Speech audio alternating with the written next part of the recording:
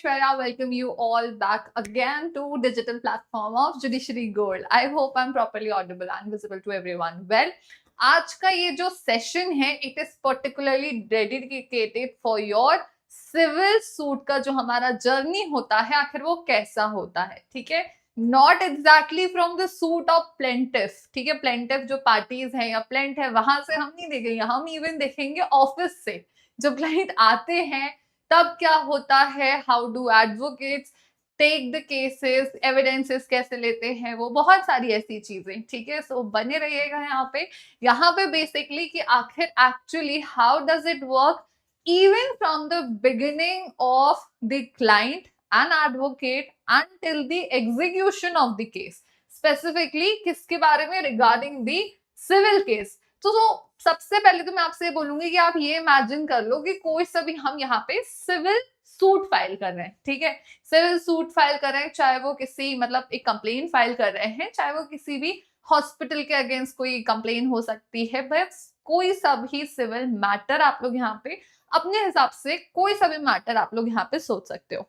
तो सबसे पहला जो यहाँ पे रहता है, सबसे पहले we all know client advocates को अप्रोच करते हैं, एडवोकेट्स अप्रोच नहीं कर सकते हैं। अब तो बीसीआई ने भी रूल्स निकाल दिए हैं regarding the making the content और the reels on the Instagram या फिर एडवर्टाइजमेंट करने के लिए, but legal awareness definitely they can spread.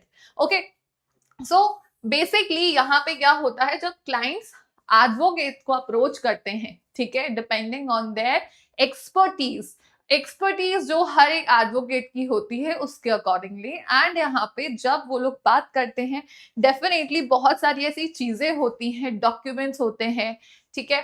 इसके अलावा एविडेंसेस होते हैं, बहुत सारे ऐसे, हर एडवोकेट का अपना एक अलग अलग तरीका होता है काम करने का।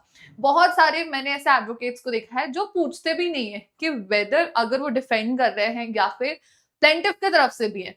चलो हम यहाँ पे पहले डिफेंडेंट की बात करेंगे। अगर वो डिफेंड कर रहे हैं वो पूछते भी नहीं कि आपने सच में ऐसा किया है तो मैं आपको डिफेंड करूं, या फिर तो उस हिसाब से हम काम करेंगे। आई मेट वन एडवोकेट, वहां पे ही सेड कि वो जैसे जैसे एविडेंसेस देते जाते हैं accordingly we work, and definitely he is a very good lawyer, very good advocate.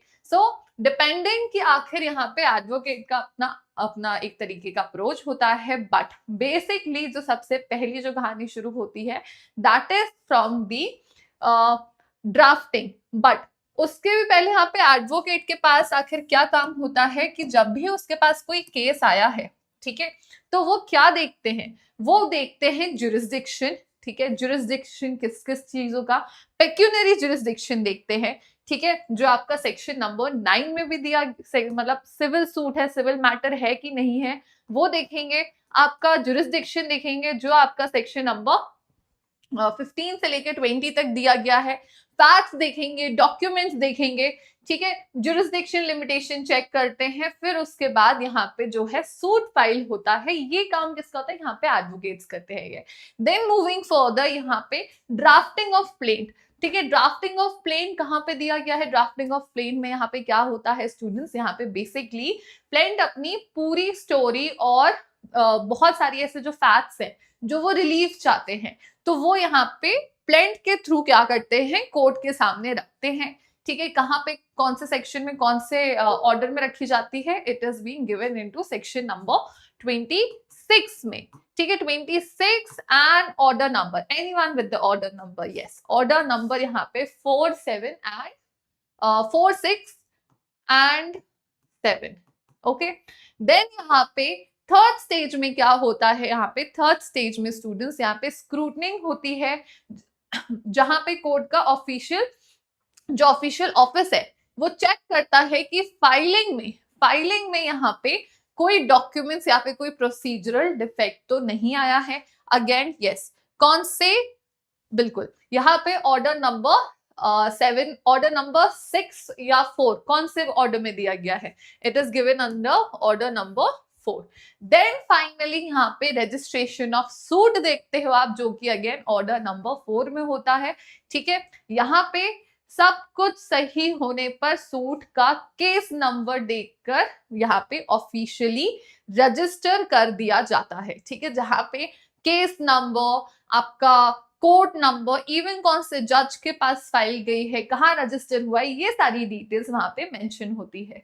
Okay, then it comes regarding the registration of suits and then the issuing of summon.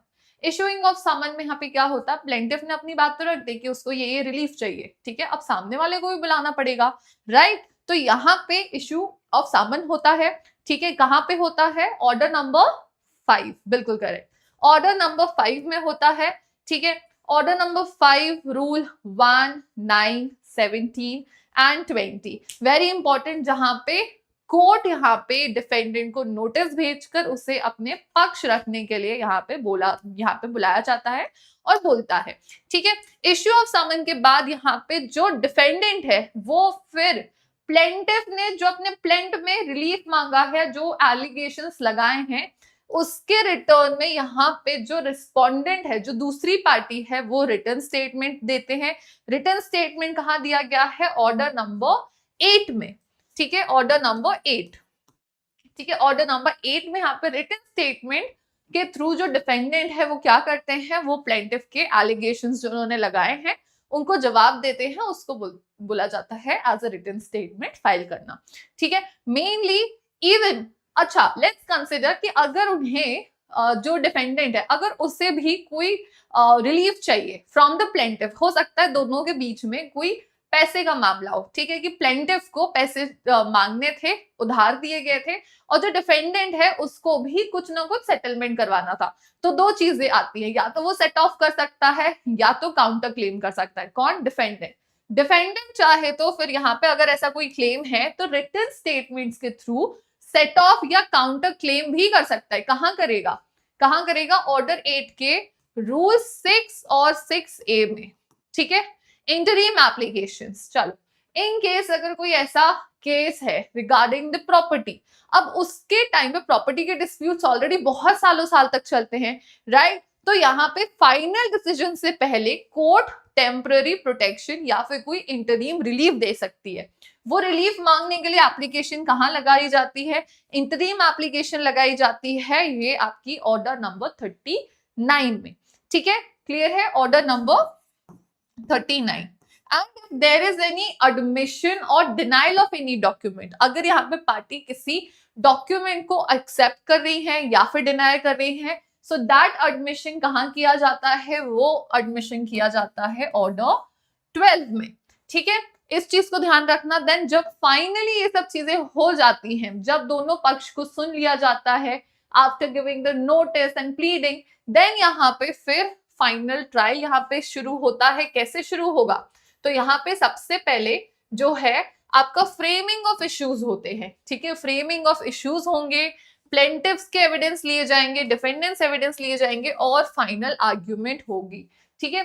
Framing of issues is a very important concept, जहां पे जज decide करते हैं कि case में आखिर असल में विवाद क्या है, ठीक है, आखिर यहाँ पे इश्यूज क्या हैं जिन पर ट्रायल होना चाहिए। जरूरी नहीं है प्लेंटिफ ने जो एलिगेशन लगाए उन सारे एलिगेशंस पे ट्रायल होगा, नहीं, जब प्लेंटिफ ने एलिगेशंस लगाए हैं, सपोर्ट में डॉक्यूमेंट्स दिए हैं, एविडेंसेस दिए हैं, प्राइमा फेसिली यहाँ पे फैक्ट्स दिए हैं, डॉक्यूमेंट्स दिए हैं, on that basis written statement देखने के बाद कि यहाँ पे फिर जो प्रतिवादी है उसने यहाँ पे क्या रिटन स्टेटमेंट में जवाब दिया है, चीजों को एनालाइज करते हुए यहाँ पे फिर इश्यूज फ्रेम होते हैं। इश्यूज कहाँ फ्रेम होते हैं, यहाँ पे ऑर्डर 14 में, ठीक है, ऑर्डर 14 में, and to be more precise rule 1 to 5, ध्यान रखना, रूल 1 to 5, ठीक है।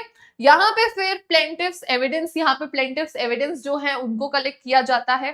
प्लेंटिव्स एविडेंस आपने कहाँ कलेक्ट किए जाते हैं, ऑर्डर नंबर 18 रूल 4, ठीक है। देन प्लेंटिफ के एविडेंसेस लेने के बाद यहाँ पे ऑर्डर 18 में ही यहाँ पे डिफेंडेंट के भी एविडेंसेस लिए जाते हैं, एंड देन फाइनली फिर यहाँ पे जो है फाइनल आर्ग्यूमेंट्स होते हैं, ठीक है। फाइनल आर्ग्यूमेंट्स होने के बाद यहाँ पे एक चीज ध्यान रखना, वेरी इंपॉर्टेंट, फाइनल आर्ग्यूमेंट्स क्या होते हैं, anyone with the correct order number and rule, दोनों एडवोकेट्स एविडेंस और लॉ के बेसिस पर कोर्ट को कन्विंस करने की कोशिश करते हैं या फिर बताते हैं कि so and so based on so and so documents, है ना। और yes, one more very important है कि आखिर सिविल केस का यहाँ पे स्टैंडर्ड ऑफ प्रूफ क्या होता है? Very good question and very important. Okay, so basically यहाँ पे फाइनल आर्ग्यूमेंट्स जो हैं आपके ऑर्डर 18 रूल 2. ठीक है. देन जजमेंट होता है students, decree and execution. We all know judgement हमें कहां देखने को मिलता है? ऑर्डर नंबर 33 में देखने को मिलता है. एंड जजमेंट होने के बाद यहाँ पे हमें डिक्री मिलती है. ठीक है. जजमेंट के बेसिस पर कोर्ट जो है यहाँ पे एग्जीक्यूजेबल यहाँ पे डिक्री फॉर्म करती है. ठीक है. वो प्रिपेयर करती है जिससे इंप्लीमेंटेशन किया जा सकता है. ओके. एंड देन यहाँ पे execution proceedings initiate from order number 21 and rule number 51. ठीक है. ऑर्डर्स एंड रूल्स स्टूडेंट्स याद रखना. ठीक है. बहुत पिन पॉइंट करके यहाँ से क्वेश्चन पूछे जाते हैं and very most important question कि आखिर ये पूरा सिविल केस आखिर प्रूफ करने के लिए कौन सा स्टैंडर्ड ऑफ प्रूफ यूज किया जाता है. तो देखो, सिविल केस और क्रिमिनल केस दोनों अपने स्टैंडर्ड फुटिंग में होते हैं. मतलब there are two different principles to prove any civil case और any criminal case. Civil case जो आपका प्रूफ किया जाता है वो प्रूफ किया जाता है bye the principle of preponderance of probability. क्या मतलब होता है इसका मतलब ये होता है कि for example there are two parties. ठीक है. सिविल केस चल रहा है कोई प्रॉपर्टी का, तो कोई भी प्रॉपर्टी के केस को लेके दो पार्टीज है, वो आखिर कोर्ट को कितने एविडेंसेस देंगी? रेलेवेंट एविडेंस होने चाहिए, रेलेवेंट डॉक्यूमेंट्स होने चाहिए, पर वो इतने कितने एविडेंसेस देंगी कि कोर्ट अब बोलते बस अब हो गया, नाउ आई एम सेटिस्फाइड और मैं इस चीज में ऑर्डर कर रहा हूँ या कर रही हूँ and I am passing the final order. तो आखिर ये कितने एविडेंसेस देने होंगे यहाँ पे सिविल केस में? तो यहाँ पे सिविल जो केसेस होते हैं they actually work on the standard of proof of the principle of preponderance of probability. इसका मतलब ये होता है कि जब दो पार्टीज हैं, ठीक है, जब दो पार्टीज हैं, फॉर एग्जाम्पल मैंने उस प्रॉपर्टी के केसेस में 30% यहाँ पे एविडेंसेस दे दिए हैं और 30% मैंने अपना केस प्रूफ कर दिया है. बट जो दूसरी पार्टी थी उसने 35%, 35% यहाँ पे जो है केस प्रूफ कर दिया है. So the case is being considered by the court कि जो दूसरी पार्टी है उसने 35% प्रूफ कर दिया है ना with reasonable documents and evidences, तो दूसरी पार्टी यहाँ पे केस जीत जाएगी. क्रिमिनल केस में इससे जस्ट अपोजिट होता है. क्रिमिनल केस में यहाँ पे बियॉन्ड रीजनेबल डाउट के प्रिंसिपल से कोई सा भी क्रिमिनल केस जो है उसको प्रूफ किया जाता है. बियॉन्ड रीजनेबल डाउट मतलब कोई भी शक की गुंजाइश रीजनेबल इतनी सी भी नहीं होनी चाहिए, रीजनेबल डाउट इतना सा भी नहीं होना चाहिए and the case should be prove कि इस व्यक्ति ने किया है तो इसी व्यक्ति ने किया है. सारे डॉक्यूमेंट, सारे evidences should be against that person. तब उसको मतलब शक की और डाउट करने की इतनी भी गुंजाइश ना रहे, चाहे वो रीजनेबल ही क्यों ना हो, तभी बोला जाता है that criminal cases are proved by the principle of beyond reasonable doubt.